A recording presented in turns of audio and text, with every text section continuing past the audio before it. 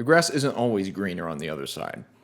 You've probably heard the common saying, the grass is always greener on the other side, which ultimately comes from the Roman poet Ovid, or at least that was the earliest writing that archaeologists have been able to find in the first century, where his more elongated version is the harvest is always more fruitful in another man's field.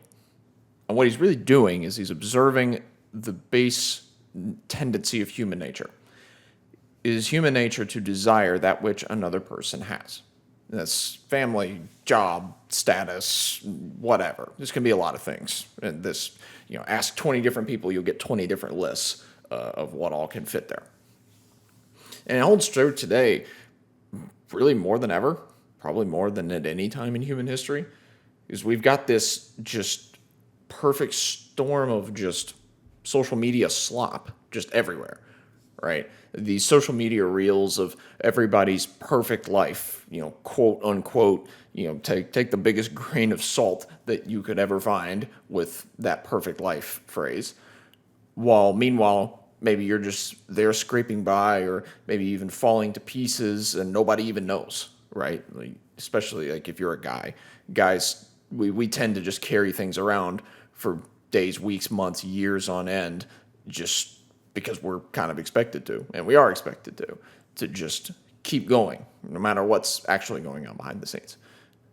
And it's very easy to want what someone else has, right? There are entire social media channels whose sole only purpose of existing is literally just to make you want something.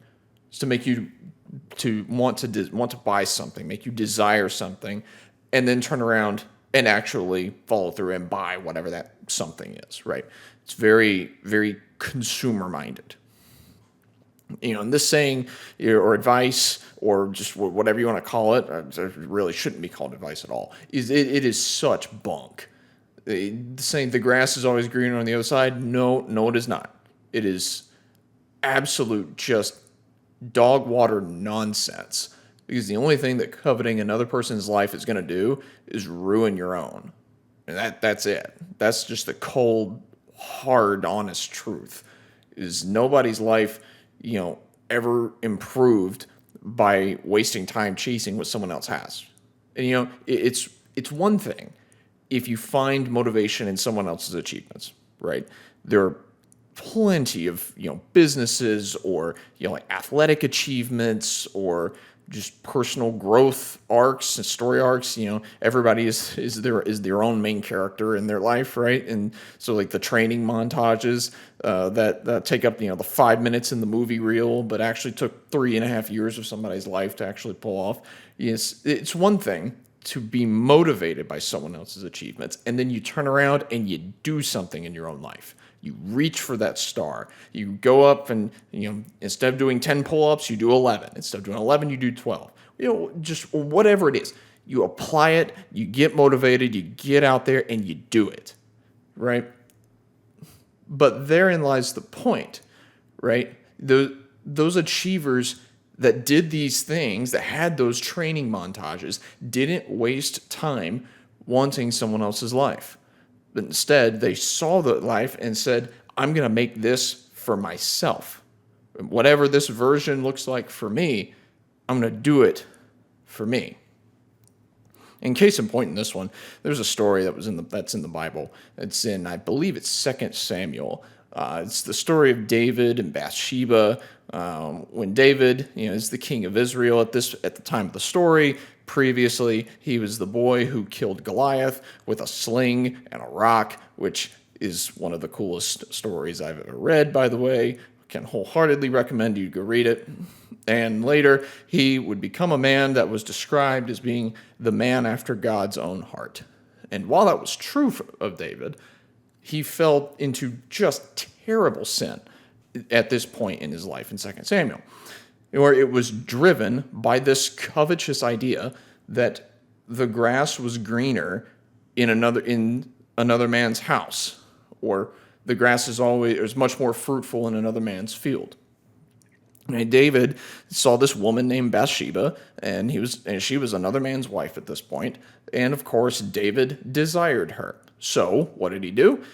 He sent Bathsheba's husband off to war wherein he arranged for this husband to die in war, and then he married Bathsheba himself. And later in life, later on, it's maybe a couple of years after this happened, David was confronted by the prophet Nathan in the middle of his throne room, in the middle of the king holding court. You know, in like the ancient world, right, when a king holds court, like all the nobles are there, the court officials are there, the scribes would have been writing down the king's decrees and all of this stuff, right? It was in that moment that God's prophet confronted him and said, "You are the man responsible for this grievous sin." And at that point, David repented, to his credit. But the point still stands from that story, is chasing after someone else's life, I mean, in any capacity at all, does not do anything but ruin your own. That's all it's ever done. That's all it ever will do. And again, if you want to apply that to your own life, see someone else's achievements and say, "I'm going to achieve something myself," great. More power to you, man. Go for it. Get out there and make something.